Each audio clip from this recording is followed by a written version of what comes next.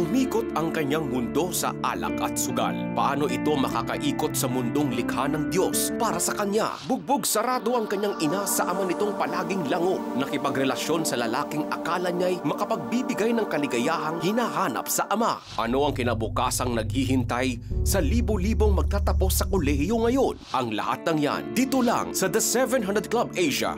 Susunod na! Welcome to another episode of the 700 Club Asia. And we have, for the very first time on the show, a dear friend of CBN Asia. She's an actress, a title holder of Miss International 2005. You know when they say, when you're a beauty queen, you get to represent the nation. You're always a beauty queen because that's a distinction. Miss Lara Kigaman Alcaraz. Thank you, Sir Peter. Always an honor to be part of the 700 Club Asia. Sobrang saya ko every time I'm here. Talaga. And we're so overjoyed every time we get this opportunity. Alam mo, Lara, alcoholism is a growing concern in our nation, especially today. Among social circles, you see a lot of Pinoys reporting on the news of cases na nagkakaroon ng sexual abuse, nagkakaroon ng violent, kung ano-anong crimes committed. And this is caused by habitual drunkenness, no? Yung paglalasing. And it's really a known fact na when you drink and you're drunk, you lose control of your senses. That's true. Naku, I've experienced that a long time ago before I have met Christ. Pero alam niyo po, Sir Peter, although the law sets the minimum age ng legal drinking at 18, marami pa rin talagang underage na nagkalat, katulad na lamang sa ating unang kwento na umikot ang kanyang mundo sa alak at sugal. Panoorin po natin ito. Buhat pa sa pagkabinata ay umikot na sa paglalasing at pagsusugal ang buhay ni Chris dahil na rin sa impluwensya ng nakalakihang paligid. Kaya nang magkapamilya ay madalas nila itong pag-awayan ng kanyang asawa. Bunsod ng lumalalang bisyo ni Chris, hindi na mapigilang mag-al sa balutan ng kanyang misis. Pinigilan ko, sabi ko, hindi pwede yan. Mag-asawa tayo, hindi mag-iwalay. Hindi ko siya pinayagan na umuwi sa kanila. Sa gitna ng magulong pagsasama ay nakasumpong sila ng kapayapaan. Naging daan ang nakatatandang kapatid ni Chris upang maakay silang mag-asawa sa paanan ng mapagpatawad na Diyos. Magmula noon ay nabuksan ang mga mata nila sa kalooban ng Diyos at natutong magpatawad sa isa't isa. Parang nagkalapit ba yung puso namin, sinyasan pa lang nagkakaintindihan na kami. Yun din pinagpapasalamat ko ng malaki sa Panginoon. Panibagong landas ang tinahak ni Chris nang lumipad siya sa Saudi Arabia upang maghanap buhay. Naging warehouse supervisor siya roon. Ngunit isang buwan pa lamang siya sa kumpanyang pinapasukan, sumalubong na ang mabigat na pagsubok. Nabangga ang lulan nilang sasakyan habang patungo sa trabaho. Nabutas ang kanyang diaphragm at napinsala ang kanyang atay dahil sa aksidente. Upang bigyang panahon na maghilom ng kusa ang sugat, kinailangan siyang turukan ng pampatulog. Matapos ang 11 araw, saka lamang nagising si Chris. Nagka-partial amnesia ako dahil sa mga isinaksak sa aking anesthesia, major operation ang ginawa eh. Sa hamong ito nasubok ang katatagan niya. Gayunpaman, hindi siya pinabayaan ng Diyos. Marami ang dumalaw sa kanya na nakapagpapawi sa kanyang kalungkutan. Ginaganap namin yung Bible study, Bible sharing, tapos binibigyan ako ng mga verse sa Bible ng mga brother ko doon para makarecover ako spiritually.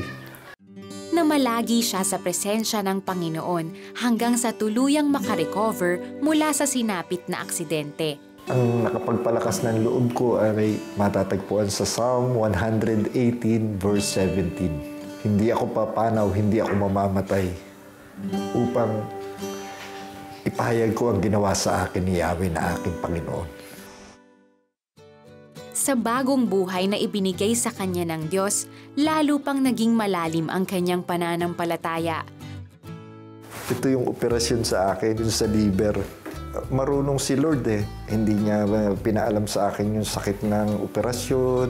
Umigting ang kanyang malasakit sa kapwa na maipakilala si Hesukristo bilang tagapagligtas. Mula sa Saudi Arabia ay tumulak naman siya sa Malaysia kung saan siya naging supervisor sa isang electronics company. Sa ngayon ay namamalagi sa Pilipinas si Chris kasama ang pamilya. Siya rin ay aktibong Bible study leader sa kanilang simbahan. Ang buhay nga ay sadyang maiksi lamang, kaya naman ang bawat araw na lumilipas ay inilalaan lamang ni Chris sa pagtupad sa layunin sa kanya ng Diyos. Nabubuhay ako para ipamahagi isa-laysay ang kabutihan sa akin ng Panginoon. Hanggat may hininga tayo, yung Panginoon lang ang ating sambahin. The Bible is replete with warnings against alcoholism. In the book of Proverbs chapter 20 verse 1, it warns that alcoholism leads to trouble. Totoo yan. Kasi, you know, when you lose your senses and you lose touch with reality, iba nang umiiral, no? You become bold, you become obnoxious, paiba-ibang klaseng reaction. Some people just laugh and laugh and laugh and they just become uncontrollable, but still you lose yourself. Still, yes. Mahirap. Katulad ng sinabi ko kanina, I have experienced that before when I was younger. And talagang, doon talaga pumapasok lahat ng trouble, ng pagkakamali, ng kasalanan. It's really, really a bad thing to be drunk. Really drunk. Yeah, and we don't want a point in our life where we don't have control of the situation. Right. Even the things we say. Wala na talaga. And in the same book of Proverbs, in chapter 23, verse 19 to 21, it says that alcoholism leads to deeper poverty. Totoo yan. Because if you become an alcoholic, so how can you work effectively the next day? How can you go to work, you're sober, you're strong, you're healthy? Hindi. Sooner or later, masisira ka sa trabaho mo, you'll lose your job or you'll lose your business. Right. And ang dami-dami rin na mga padre de pamilya na mas inuuna pa nila yung pagbili nila ng alak. Totoo yan. Diba? Kesa sa mga pangangailangan ng kahit nilang padre de pamilya, kahit yung mga ibang mga nanay, diba? Imbis na unahan yung kailangan ng family nila, binibili na lang nila ng alak. Kasi it's an addiction. The book of Galatians chapter 5 verse 21 says, alcoholism is cited among the acts of sinful nature. And the Lord condemns the drunkard, as stated in the book of Isaiah chapter 5 verse 11. At sa 1 Corinthians chapter 6 verses 9 to 10, sinasabing ang katumbas ng alcoholism ay walang hanggang kaparusahan. Totoo yun. You know, some people kasi, Lara, they turn to alcohol to drown their sorrows, to drown their problems, yung mga challenges that they're facing in life, as if gusto nilang malesen yung pressure. Makalimutan. And you know, they resort to alcohol and other substances just to forget their sorrows. But the Apostle Paul advises us in the book of Ephesians chapter 5 verse 18. It says, not to get drunk on wine, which leads to debauchery, instead be filled with the Holy Spirit. Getting drunk with alcohol produces temporary high, but being filled with the Spirit produces lasting joy. Alcohol is not the solution, my friends, to your problems, but putting our faith and trust in God. If you are in this situation, na pag nagkaroon ka ng problema, all you go for that bottle, and you drown your sorrows away, my friend, our advice to you is this: turn to God instead. Surrender everything to Him. Surrender your life to Him right now. And we want to pray for you and with you. A simple prayer, a prayer to surrender our lives to Jesus. Pray this prayer with us. Let it be the prayer of your heart. My Heavenly Father, Lord, you know that I'm the type of person that the moment I see trouble or I hear of trouble or just the beginnings of trouble, I panic and I just run to that bottle of alcohol to drink my sorrows away, to try to forget, even to have momentary relief. But Lord, I saw what you did in the life of Chris. And I too long for that same thing in my life.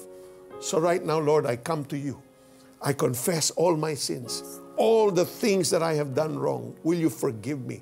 Will you cleanse me?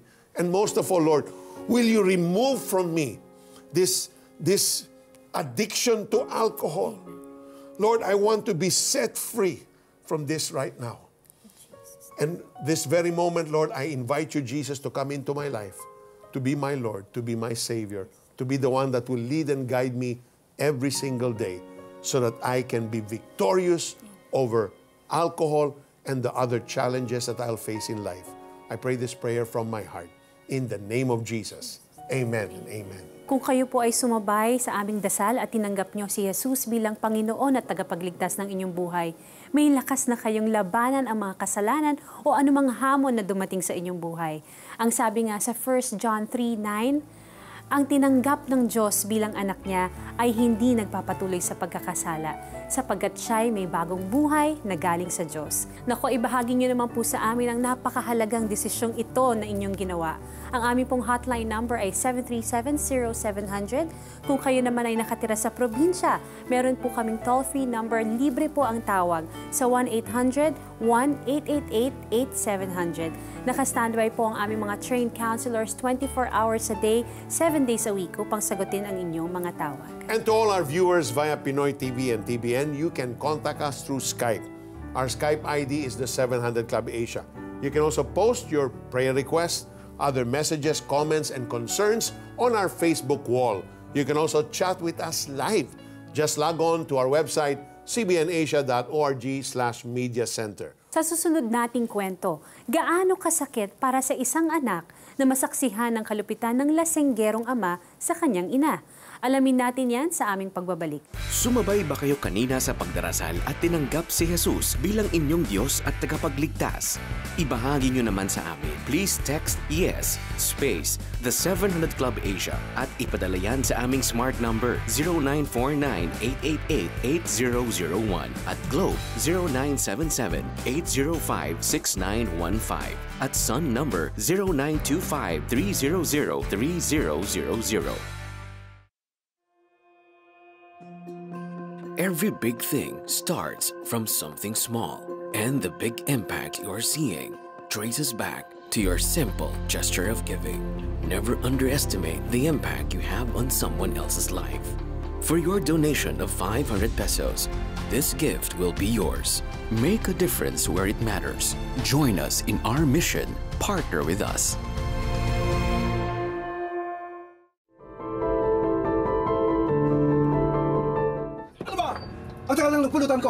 Araw-araw, tinitiis na lamang ang walang sawang paglilitanya ng lasenggong ama. Mula bata hanggang sa kanyang pagdadalaga, takot ang bumabalot sa pamilya sa tuwing magwawala ang ama. Pero pag dumarating ka tapos merong magulo, tapos yung supposedly time na natutulog kayo, umiinom yung tatay mo o kaya siya yung nagsasalita at naglilitanya tuwing gabi, it was very difficult. Kami parang wala kaming nare-receive na anything. Like even yung baon namin, we don't even receive any extra. Kahit marami siyang extrang pinang-iinom sa labas. Bagamat nalalagay sa ganitong suliranin, itinuon pa rin ni Beverly ang sarili sa pag-aaral. Ito ang tanging katahimikan niya sa isang mundong puno ng ingay. So after some time, hindi na ako masyadong umuwi na maaga sa bahay. Parang gano'n na lang yung lagi yung lifestyle. Parang ayaw mo na rin umuwi. You know, pero hindi ako naglalakwartsa. Lagi lang ako nasa eskwelahan. Pero hanggat maaari, I would stay outside where I can study. Hanggang sa umabot na sa sukdulan ang away ni Beverly at kanyang ama. At nauwi ito sa pag-alis ni Beverly sa kanilang bahay. I need to get out of this place. Yun yung goal ko. And I wanted to show my father na talagang, hey, this is me now. You know, parang ganun na, iba na ako. This is what I can do. Inisip niyang relasyon ng solusyon sa problemang matagal na niyang pinapasan. Ngunit sa huli, hindi rin ito nakapagbigay ng tunay na kapayapaan. I know that God sees it. I do premarital sex, just even during the time that, you know, I'm also serving Him. Pero yun yung nangyayari sa akin. The lifestyle that I have during that time is really not, you know, really true to what I'm doing. Hanggang sa dumapo ang malubhang karamdaman sa kanyang amain. Masakit man ang kalooban sa ama, pikit matang tinulungan ni Beverly ang amang patungo na sa huling hantungan. Nung nagkasakit siya, when my thinking that I still need to help my dad with the finances, I know that I'm starting to mellow. Because kung ako lang on my past life, I thought that, why would I help? Why would I help? Why would I give my money, and it's gonna be a long treatment. Hindi man naging fairy tale ending ang story ni Beverly, ang mga mabibigat na pasaning ito ang nagtulak sa kanya upang hanapin ang Panginoong Diyos. Sa kanyang paghahanap ng katahimikan, tinanggap niya ang Panginoon bilang tagapagligtas na maging bahagi siya ng isang simbahan. Isang kaibigan ang gumabay sa kanya sa mas malalim na relasyon sa Panginoong Diyos.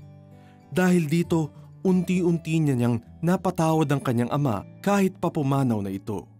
Even until his death, actually, although hindi kami nag-uusap, talagang I know that God is really trying to soften my heart.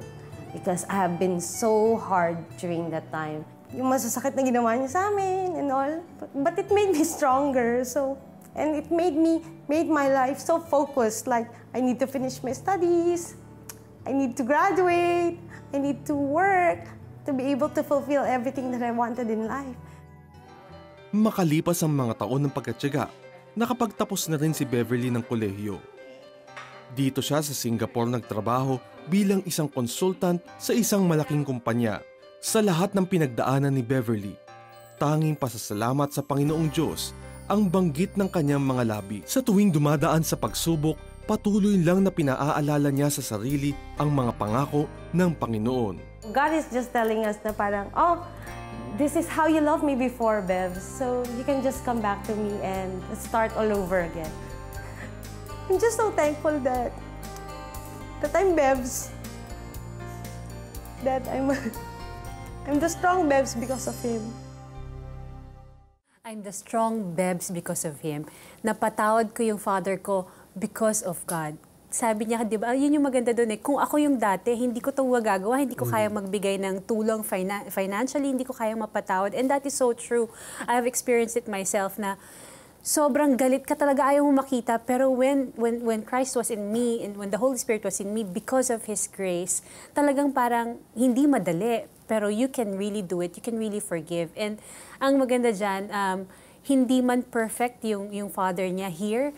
She has a perfect father who loves her and will never fail her. Yun yung maganda din talaga. Amen. And that's so true yung sinabi mo, Lara, na because Christ lives in us, we are able, by His grace and strength, to love, even when we don't feel like. And when we do that, when she did that, actually, she's obeying the command, honor your father and your mother, so that she will live long. Sa kanya yung promise, all will go well in her life in the land the Lord your God is giving you. So, I'm so glad that she was able to do that. Show honor even dun sa last days ng papa niya. As we mentioned in our first story, alam niyo po, drunkenness leads to trouble. In the book of Proverbs chapter 20 verse 1, we read, wine is a mocker and beer a brawler. Whoever is led astray by them is not wise. As a result of her father's drunkenness, there was trouble in the family and then financial hardship. Naging dahilan din iyon upang magkaroon ng magulong buhay si Beverly. Kita naman natin sa kanyang storya, mabuti na lamang at nakakilala siya sa Panginoon at nagbago ang kanyang buhay. Natuto rin siyang magpatawad sa ama bago pa ito pumanaw. Ang pagpapatawad sa mga taong nagkasala sa atin o sa nakasakit sa atin ay mahirap gawin. Kung wala tayong lakas na gawin iyon, humugot tayo ng lakas sa ating Panginoong Hesus. Katulad ng sinabi ni Apostol Pablo sa Philippians 4:13, ang lahat ng ito ay magagawa ko dahil sa lakas na kaloob sa akin ni Kristo. Kung kayo po ay merong nararamdaman at alam nyo sa inyong sarili na meron kayong mga hindi napatawad o alam nyo na kailangan nyo ng forgiveness at kailangan nyo ng kagalingan, we would love to pray for you right now. Let us pray. Father God, we thank you, Lord. We thank you that we can come to you in confidence, Lord, that we do not need to do anything else except to come to you, Lord. Alam ko po, Lord, na marami po ngayong nanonood. And we know that, Father God, you are touching their hearts, Father God. You are telling them it's time to come to me. It's time to ask for my forgiveness, and it's time to forgive those people in return who have hurt us. Father God, we pray, Father, and we acknowledge, Lord, that we cannot do this by ourselves. We cannot without the power of your Holy Spirit and without your grace. So Lord, Father God, we pray for those who are asking, who are seeking, Lord God, who are crying out to you, Lord, na naka-experience katulad ng na-experience ni Beverly at this time, Lord God. They may feel that their life is hopeless. Nafe-feel po nila na parang wala na silang pag-asa, na walang magiging pagbabago sa kanilang buhay, Father God. But Father, show them, Father God, that you are waiting for them. You are knocking, Father God, in their hearts, Lord. And we pray, Lord, that you give them a new heart, Lord God. You change their hearts of stone, Lord God, and change it into hearts of flesh, O Lord God, so that they may see, O Lord God, and open their eyes that they may see, Father God, that you are there and you have the power to forgive them, and they have the power to forgive others through you, through the strength that you give them. We also pray, Father God, for those who are seeking for healing, Lord God, physically, emotionally, O Lord. They do not need to turn to anything else, O Lord God, na akala nila yun po yung magbibigay ng kasolusyonan sa kanilang problema, sa kanilang nararamdaman, Lord God. Only you, O Lord, only you can turn their lives around, O Lord. Only you can heal them. And we ask, O Lord, all of this in your mighty name, in Jesus' name we pray. Amen. Amen. And even as Lara prayed earlier, I see a tenderness of hearts coming to those who prayed together with her, na nagkakaroon ka ng lakas and the graces of God being poured on you like rain coming from the skies, and you're able now to release forgiveness. And when you do that, kapatid, the Lord Himself is setting you free. You are being set free and you're experiencing this freedom right this very moment. Rejoice, kapatid, the Lord loves you and He has a great plan for your life in the name of Jesus. There are also several watching na meron kayong karamdaman. As Lara declared healing, many were healed of migraines, many were healed of respiratory tract infection, especially nowadays na flu is so rampant everywhere you go. The Lord is healing you and restoring your whole respiratory system. Receive that healing, kapatid, in the name of Jesus. Thank you, Lord. Brother Peter, I also feel na there are those who call themselves Christians, but like Beverly, they were doing a lot of things. Their lifestyle is not in tune with what God wants them to be. And I pray for you right now, if this is you, I pray that you will seek God and repent in your ways and return to God, because He is waiting for you. God said that nothing can separate you from my love, and don't be afraid to come to Him, because He will take you back with His arms open wide. Just repent and live your life in His grace. Amen. Thank you, Lord. Nung kasal na kami, nagkaroon naman ako ng sakit, which is polycystic nga. Sumabay kami habang nagpe-pray si Pastor Peter. Sabi ng OB ko, positive ka, pregnant ka na. Naiyak ako. Totoo ngang walang imposible sa Panginoon. Ibahagi niyo naman sa amin kung kayo'y sumabay rin at naranasan ang kagalingang galing sa Panginoon. Pwede niyong i-text ang aming smart number 0949-888-8001, Globe 0977-805-6915 at Sun 0925-300-3000 o mag-post sa aming Facebook wall, The 700 Club Asia. Every big thing starts from something small, and the big impact you're seeing traces back to your simple gesture of giving. Never underestimate the impact you have on someone else's life. For your donation of 500 pesos, this gift will be yours. Make a difference where it matters. Join us in our mission. Partner with us.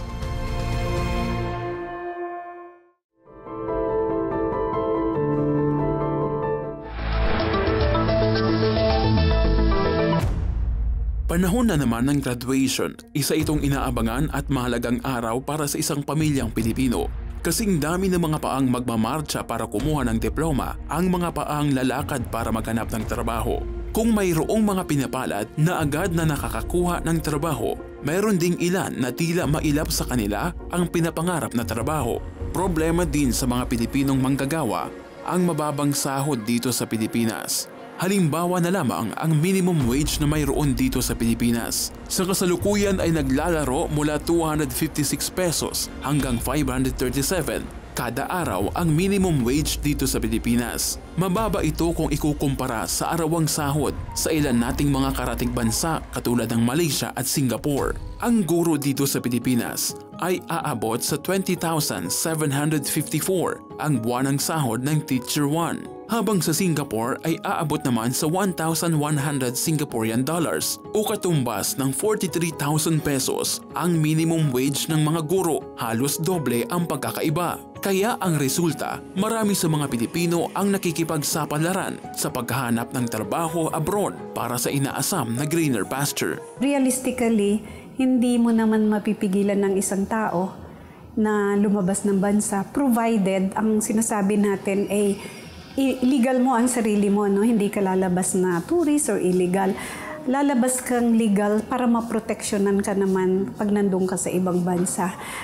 Mahigit 10 milyon na at dumarami pa ang ating mga overseas Filipino worker. Kung mahigit 10 milyon sila, mahigit 10 milyong pamilya rin ang nawawalan ng ina o ama o anak dahil nga kailangan nilang magtrabaho sa abroad. Walang dudang mas malaki ang kita sa abroad, lalo pa nga at dolyar ang sweldo ng ating OFWs. Ayon sa datos ng Bangko Sentral ng Pilipinas o BSP, umabot sa 2.75 billion pesos ang mga perang ipinadala dito sa Pilipinas ng mga OFW noong Enero lamang. Mas mataas ito kung ikukumpara sa parehong buwan noong 2018. Pinakamalaking mga remittances ang nagmula sa Amerika, Saudi Arabia, Singapore, United Kingdom, United Arab Emirates, Japan, Canada, Qatar, Hong Kong at Kuwait. Pero hindi rin maitatanggi na malaki ang oras na nawawala sa pamilya sa ilang taong pagkakawalay. Kwento nga ni Alan Tanhusay, tagapagsalita ng Associated Labor Union o ALO. Ibig sabihin, kung sila ay alis, yung nanay o yung tatay ang alis, mawawala ang isang miyembro ng pamilya na siyang pinaka-importante para mabuo yung pagkatao ng isang bata, yung kanilang mga anak. Bagamat marami ang umaalis ng bansa araw-araw para magtrabaho abroad, siniguro naman ng DOLE na hindi mauubusan ng manggagawa ang Pilipinas. Kaya dapat yan, sustained, continuing at saka focus yung ating pagtutrain ng ating mga workforce. Abangan bukas, malaking problema pa rin hanggang ngayon ang job skills mismatch. Ano nga ba ito? At ano-ano ang mga ginagawang hakbang ng gobyerno para masolusyonan ito? Ako si Joash Bermejo at ito ang CBN News Pagsusuri. We would like to leave you with this verse from the book of Isaiah chapter 5 verse 11. Woe to those who rise early in the morning to run after their drinks, who stay up late at night till they are inflamed with wine. Kawawa ang mga maagang bumabangon at inuman agad ang kanilang habol. Hanggang sa makalampas ang dapit hapon, alak parit alak yaong iniinom. God wants us to enjoy life, but activities that are against His commands may lead us to great trouble and problems. Thank you all for watching. We hope that you've been inspired and given hope, renewed hope, by all the stories we featured on the show. God bless you more and more. Pangarap na pag-ibig. Nawala na yung pagmamahal ko sa kanya. Pangarap na pagbabago. Naghari pa din yung bisyo sa akin. Pangarap na pasyalan. Pangarap na papremyo. Lahat yan sa Dear Pangarap. Tampok sa The 700 Club Asia. Martes, alas 12 ng gabi sa GMA pagkatapos ng Alisto.